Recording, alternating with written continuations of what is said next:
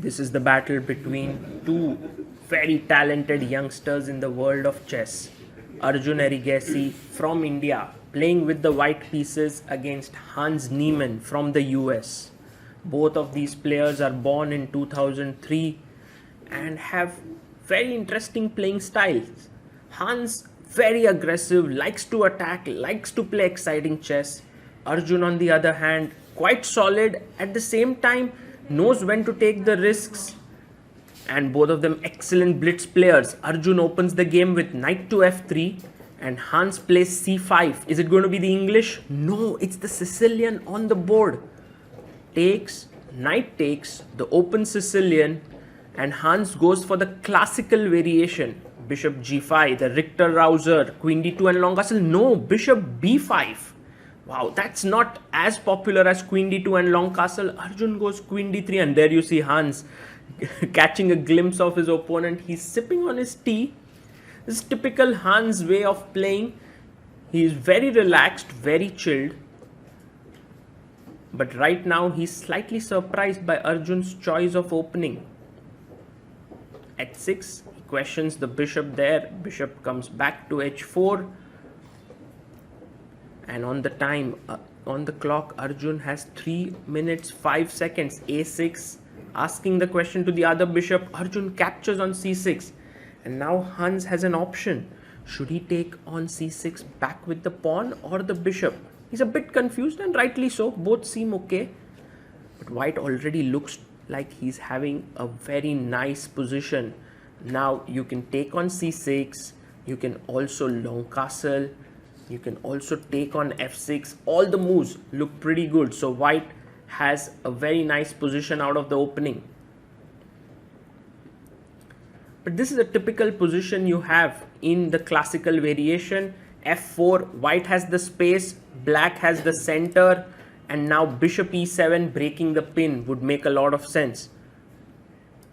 And that is exactly what Hans does. He develops his bishop. And Arjun long castles. We really have a fight on our hands now. What does Hans do? Does he short castle? No, he goes queen to a5. He develops his queen on a good square, looking at the a2 pawn. Also, in some lines, g5 starts becoming possible because your queen is protecting that square. Arjun here should look for some f5 breaks because that would really soften up the e6 square. Also, you don't want to be playing e5 so readily as black because d5 square would get weak. Arjun now falling below Hans' time on the clock. Knight takes c6, b takes c6, taken there. Now b file has opened up, so that could be attacking chances there. Queen f3, slightly curious move by Arjun. Why would he play that? Well, maybe he wants to take on f6 and then capture this pawn on d6 with his rook. And that's the reason why Hans is looking for playing d5, and he does so. Now this opens up the bishop, also rook b8. I think the black attack can become serious here if Arjun is not careful.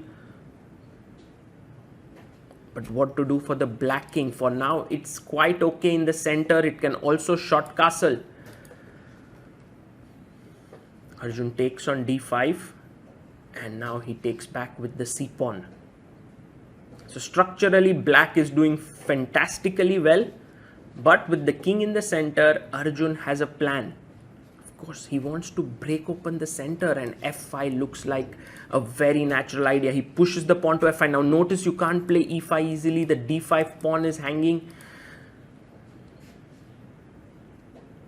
And Hans has to decide because with the center opening up, his king could be in trouble. So he castles and gets his king to safety. Fe, and he takes back queen e3.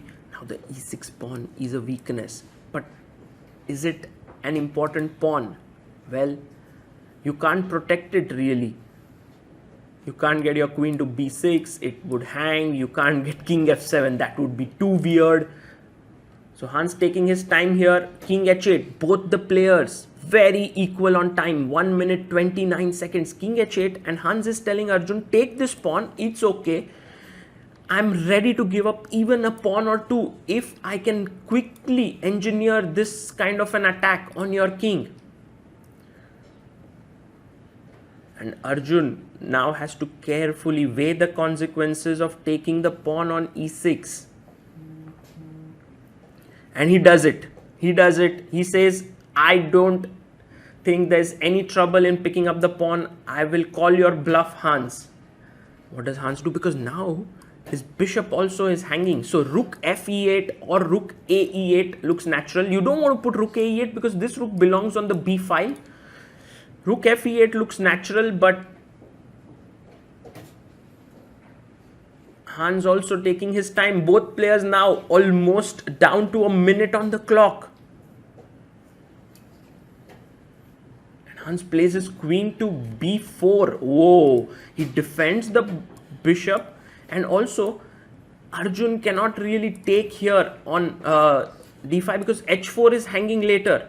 So he plays bishop e1, a nice move, defending his knight so that later b3 can be played, and that's exactly what he's going to do now. b3, the knight is defended by the bishop, but you can feel that the white king is slightly exposed with these light squares, with the dark squares now.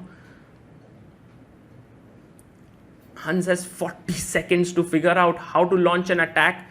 He goes rook f8, he's lining up for some kind of a discovered attack on the queen. And Arjun, nerves of steel, he says, okay, I'm not afraid of any discovered attack, plays his king to b1. 30 seconds for Hans. Here, bishop to c5. And the queen has only one square, queen h3 and rook e3. Is he losing a piece there? Oh my god, it's attacking the queen, also the knight. Has Arjun blundered? Has Arjun blundered? Oh, knight takes d5, attacks the queen this way, forking the queen and the rook. Also, the rook is attacking the queen. My god, this is a position with so much chaos. Hans has only 20 seconds to figure out what's happening, but it seems like he's blundered this. What tactical alertness shown by Arjun Erigaisi here, because now you really can't move your queen. Your rook is hanging. So he takes the knight, but now bishop takes queen, rook h3, and Arjun can choose between taking the bishop and the knight. He takes the rook, and now h3 is hanging, so is the bishop on c5, and Hans resigns. Well, what a finish that was. With one tactical blow, everything changed in the position. Let's have a look at that tactical blow again, because so much was happening in that position. Hans came in rook to e3. He figured that the queen hardly has any squares to go to, and if you go to g3, then of course c3 is hanging. So that's the reason why he thought he was winning here. But Arjun played his knight takes d5, attacking the queen, also the rook, and at this position it was almost game over, because now if you play queen takes e1, I go rook h e1, rook takes h3, and g takes h3 with a exchange up position. If you play rook takes h3, I play knight takes b4, your rook is hanging, also the a6 pawn is hanging. So he took on d5, but after bishop b4, rook d5, somehow all the tactics work out in white's favor and white is completely winning.